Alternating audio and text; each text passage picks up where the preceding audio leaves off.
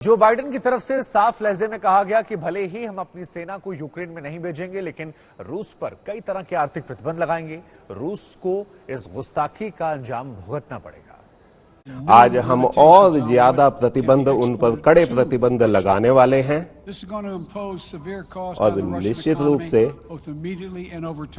रूस की अर्थव्यवस्था पर इसका भयंकर प्रभाव पड़ने वाला है और दीर्घकालिक अवधि में रूस के ऊपर इसके काफी प्रभाव पड़ेंगे और अमेरिका निश्चित रूप से अपने सहयोगियों के साथ मिलकर इन प्रतिबंधों को आगे बढ़ाने वाला है। 27 सदस्यों की यूरोपीय यूनियन ने और हमारे साथियों ने, जापान ने, ऑस्ट्रेलिया, न्यूजीलैंड, सबने फैसला किया है कि हम सब मिलकर प्रत्युत्तर देंगे। G7 के नेताओं के साथ मैंने सुबह बात की थी और रूस जो है डॉलर्स में, यूरो में, पाउंड में इस तरह के व्यवसाय को, अपने व्यवसायों को आगे नहीं बढ़ा पाएगा। इस तरह के प्रतिबंध लगाए जाएंगे और रूस की जो सैन्य शक्ति है उस पर भी इसका प्रभाव पड़ने वाला है। 21वीं सदी की हाईटेक इकोनॉमी में, अर्थव्यवस्था में इसका प्रभाव पड़ना लाजमी है और आज की जो स्थिति है ये उनकी कमजोर स्थिति को दर्शाती है, उनके तरीके को दर्शाती है। तो यहां पर आपने जो बाइडेन को सुना, जिन्होंने साफ लफ्जों में कह दिया कि देखिए, हम वहां की जमीन पर जाकर युद्ध नहीं लड़ने वाले, हम आर्थिक प्रतिबंध लगाएंगे। कुछ और जानकारियां जो हैं वो हम आपको ग्राफिक्स जरिए दिखाने वाले हैं, क्योंकि इस युद्ध को समझना बहुत ज्यादा अहम हो जाता है। अब देखिए किस तरह से यूक्रेन पर रूस हमला कर रहा है। ये टैंकों के सहारे अटैक किया गया है, अलग अलग जगहों को टारगेट किया गया है।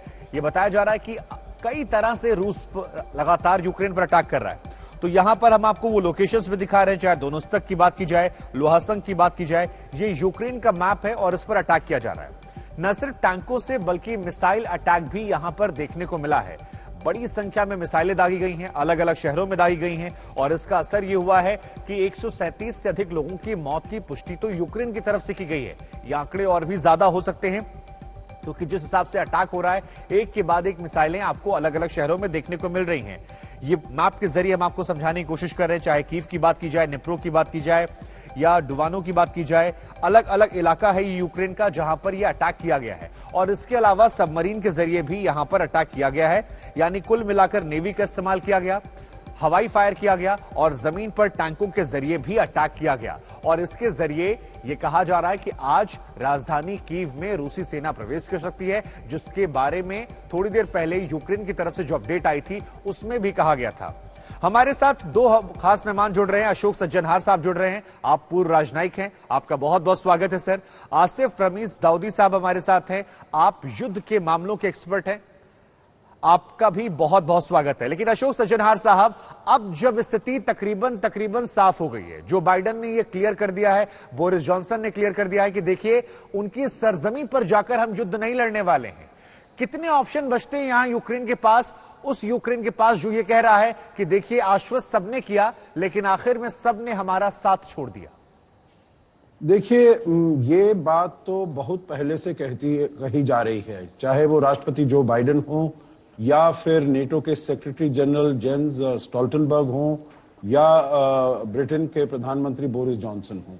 देखिए, यूक्रेन नेटो का सदस्य नहीं है, तो अगर उसका वो सदस्य नहीं है तो कोई लीगल ऐसी ऑब्लिगेशन नहीं बनती है, लीगल कोई रिक्वायरमेंट नहीं है जो ये सब जाकर वहां पर रूस के विरुद्ध यूक्रेन के पक्ष में लड़ाई करें। और सभी देश ये जानते हैं, जो अगर वहां पर नेटो जाता है और रूस के विरुद्ध उसका सामना करता है तो ये फिर तीसरे विश्व युद्ध का आगाज होगा। और आजकल अगर हम देखें, द्वितीय महायुद्ध के बाद में 75 साल के बाद में जो टेक्नोलॉजी है, जो इक्विपमेंट है, जो आर्मामेंट है, जो मिलिट्री हार्डवेयर है, वो उसकी जो ताकत है, वो डिस्ट्रक्टिव पावर है, वो बहुत ही ज्यादा है। तो इसीलिए मैं समझता हूं ये राष्ट्रपति जो बाइडेन का जो उन्होंने निर्णय लिया है, ये बड़ा रिस्पॉन्सिबल निर्णय है, क्योंकि तैश में आकर तो आप कह सकते हैं आप उधर आ रहे हैं, हम भी उधर आएंगे और आपका मुकाबला करेंगे वगैरह, परंतु इसका जो अंजाम अगर ऐसा होता है तो ये बहुत ही भयावह होगा। नहीं, अशोक सज्जनहार साहब, आप बेहतर समझा सकते हैं। एक सवाल फिर मन में यूक्रेन के हवाले से आता है कि फिर यूक्रेन को इससे हासिल क्या हुआ? क्योंकि अगर यूक्रेन के साथ वो खड़े नहीं हो सकते थे, उन्हीं के भरोसे पर शायद उसने आगे इतनी चीजें की, रूस से अगर गुस्ताखी ली, तो ये यूक्रेन के हवाले से अगर देखा जाए तो उन्हें क्या हासिल हुआ? क्योंकि रूस कब्जा करना शायद कभी नहीं चाहता था। वो चाहता था कि देखिए यहां पर नाटो में शामिल मत हो, हमारे ऊपर खतरा मत आए। नहीं, देखिए, मेरे विचार से तो ये एक प्रिटेक्स्ट बनाया है राष्ट्रपति पुतिन ने। मेरे विचार से उनका ये जो मकसद है यहाँ पर अटैक करने का, ये ऐलान करने का है पूरी दुनिया को, जो आप समझ रहे थे 1991 में सोवियत संघ का जो विघटन हुआ था और रूस उससे जो निकला था, बहुत ही शिथिल, बहुत ही दुर्बल, बहुत ही वीक पावर था। तो अब वो वैसा नहीं रहा है। 30 साल के बाद हम बिल्कुल ही फिर से एकदम बहुत ही ताकतवर हो गए हैं, बहुत ही मजबूत हो गए हैं। और ये पूरी दुनिया को एक चेतावनी देनी थी मेरे विचार से। देखिए, this is an unnecessary war, क्योंकि यूक्रेन ने जॉर्जिया वगैरह ने, ये 2008 में उन्होंने कहा था जो हम इंटरेस्ट रखते हैं, हमें उसका नेटो का मेंबर बनाया जाए, सदस्य बनाया जाए। परंतु 14 साल हो गए हैं, अभी तक उसके ऊपर कोई आगे वो नहीं हुई है, कोई प्रोग्रेस नहीं हुआ है।